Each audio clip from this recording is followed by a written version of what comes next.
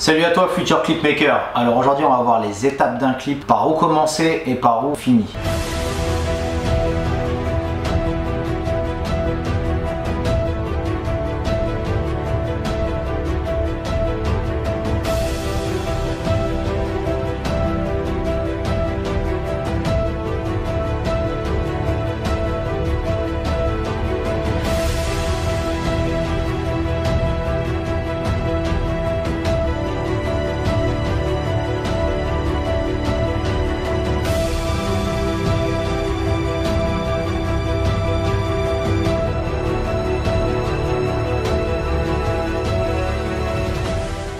Aujourd'hui, je vais te montrer comment faire un clip des étapes du départ jusqu'aux étapes de fin qui sont super importantes. Première étape, déjà avoir le son. Donc, artiste, on va mettre artiste,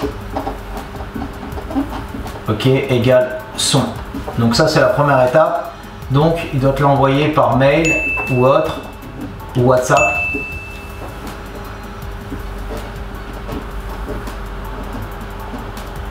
Là, en fonction du délire de l'artiste, il t'a envoyé donc le son et à partir de là, il va avoir plusieurs étapes. Alors, la première, c'est ses idées. Ok, donc ça c'est ses idées à lui. Là, c'est vraiment ses idées à lui. Peut-être qu'il a déjà ses idées, qu'il sait déjà ce qui va tourner. Ou bien la deuxième, c'est il n'a pas d'idée. Ok, et ça va être donc toi le clipmaker qui va devoir trouver un peu les idées, ou bien on a un troisième point, il peut avoir ses idées et toi tu as les tiennes et de là vous allez mixer un peu les deux. Ok, donc à partir de là, entre ces deux là, on va arriver sur un synopsis.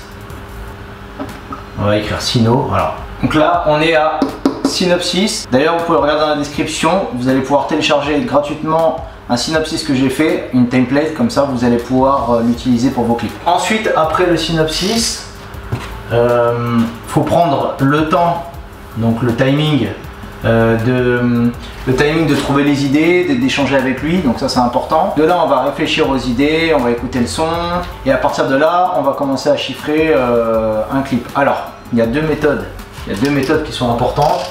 Il y a la méthode où la personne a déjà ses idées avec son budget, parce que ça c'est important, c'est ce qui va arriver au budget.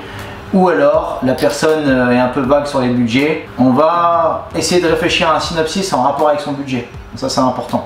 Donc qu'est-ce que vous allez apporter vous en rapport avec son budget. Donc là on passe à donner une date. Donc une date de tournage, important. En fonction de cette date de tournage là, selon la région dans laquelle on est et selon les idées du clip et selon plein de paramètres, enfin, tout ce qu'on aura réfléchi à l'avance qui sera en rapport du sino ici, qui est important, voilà. Donc en fonction du sino, ça va être en rapport avec les lieux qu'on aura et la région dans laquelle on va être, ça va être important. Donc quand on a la date de tournage, enfin quand on met en tout cas une date de tournage avec l'artiste, il faut absolument regarder la météo. Mais bon, la météo va dépendre en fait, que ce soit de jour, de nuit, peu importe, qu'il pleuve ou qu'il pleuve pas, qu'il fasse gris ou qu'il fasse soleil.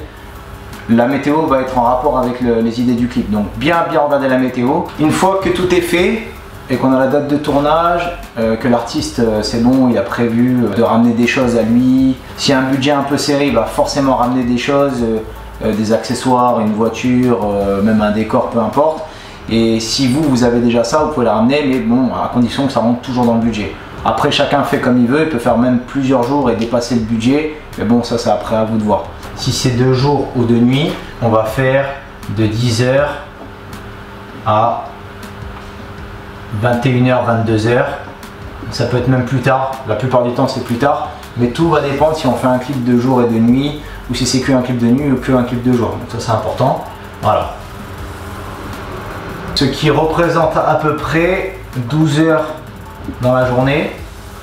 Mais comme c'est jamais 12 heures de tournage intense et qu'il y a du temps d'attente, tout dépend comment on est organisé, c'est pour ça que c'est super important. Moi j'ai des configurations où j'arrive à faire la même journée comme ça, mais divisé en deux, parce que je vais beaucoup plus vite, surtout quand je suis tout seul. Donc de 12, on peut passer à 6 heures. Voilà. Donc moi, ça c'est ce que j'arrive à faire. De 12 heures, j'arrive à passer à 6 heures et de faire le même rendu de clip parce qu'il y a un travail qui est fait à l'avance, de lieu, j'arrive à savoir comment je vais gérer tout en fait à l'avance quasiment, quoi. Et je pense déjà au plan B, au plan C, au plan D, au plan K, au plan Z. Une fois que le tournage il est fini, qu'on rentre, on essaie de le faire le plus rapidement possible. On va dérusher. Donc dérush, c'est important. Alors, dérusher, c'est quoi exactement pour ceux qui ne connaissent pas? C'est de pouvoir copier tous les rushs qu'on a tournés, c'est-à-dire toutes les images qu'on a tournées, on va les copier dans un disque dur. Donc là, copie disque dur, ok, copie disque dur. On va le copier dans 2 disques. Pourquoi? Parce que c'est par sécurité, parce que si il y a un disque qui pète et qu'on a perdu les rushs, ben après c'est fini, on n'a plus rien.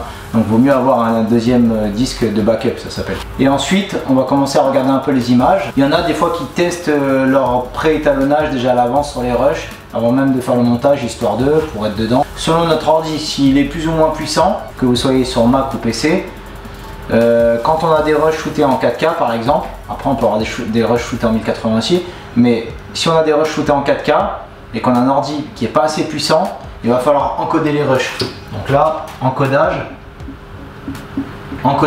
et si on a un ordi puissant, on peut directement monter sans encodage, sans, voilà. Donc on peut monter sans. Ce qu'on fait, c'est que quand on rentre le soir, une fois qu'on a tout copié, eh ben on met en route l'encodage, comme ça après on peut aller dormir et le lendemain les rushs sont prêts. Donc après on arrive au montage, donc montage très important. Alors là, le montage, il y aura une V1 que l'artiste va voir, qu'on va lui envoyer sous un YouTube non répertorié privé ou bien un Vimeo privé avec un mot de passe. Mais en gros, on lui envoie une V1 pour qu'il puisse voir la première version du clip. Et de là, en fonction de ça, et en fonction du budget aussi, s'il va y avoir des modifs, donc des modifs, lui par exemple, s'il n'aime pas trop des plans, s'il n'aime pas trop son visage, s'il n'aime pas trop certains plans et changer un peu l'ordre du montage, donc là c'est la V1 avec les plans modifs. Et si tout s'est bien passé, on n'a pas de modifs, voilà. Il y a toujours une ou deux modifs ou des choses à ajouter, mais voilà, si en général le clip il a bien été fait, on n'a pas de modifs. Du montage, après qu'il y ait les modifs, on va faire un étalo. Alors, étalo, là, normalement c'est étalonnage le nom. Il y a colorisation et étalonnage, c'est différent. L'étalonnage, c'est pour équilibrer tous les plans et la colorisation, c'est pour remettre une nouvelle couleur. Donc on peut dire étalo, c'est le mélange des deux un peu. Donc en gros, on va faire un étalonnage et une colorisation. Mais par contre, on va pouvoir faire nos effets après, tout dépend du type d'effet. Sinon, si c'est des effets assez simples, on les fera sur le montage ici. Une fois que l'artiste vous a payé le budget entier, eh ben, vous allez envoyer l'export sur WeTransfer à son mail évidemment. Gardez toujours l'export sur votre ordi ou dans un disque dur, l'export du clip, donc c'est vraiment le clip final. Et aujourd'hui on peut envoyer le clip final en codec Apple ProRes en 1901 par 1080. On va lui envoyer le clip. Et si on a besoin d'encoder, on reviendra sur la phase encodage qui est ici. Voilà. Donc de l'export on pourra encoder pour lui envoyer une version du clip. Ça c'est vraiment la phase du début jusqu'à la fin, à condition que vraiment le clip ici il respecte le sino ou que l'artiste a kiffé. Après on n'est pas obligé de respecter le sino du début jusqu'à la fin. À partir de là, une fois qu'il a validé, voilà, on lui envoie le WeTransfer sur son mail ou sur WhatsApp. Et ensuite d'ici là on va donc être payé tac, sur le budget total. Voilà, total. La dernière étape, être payé totalement. Voilà.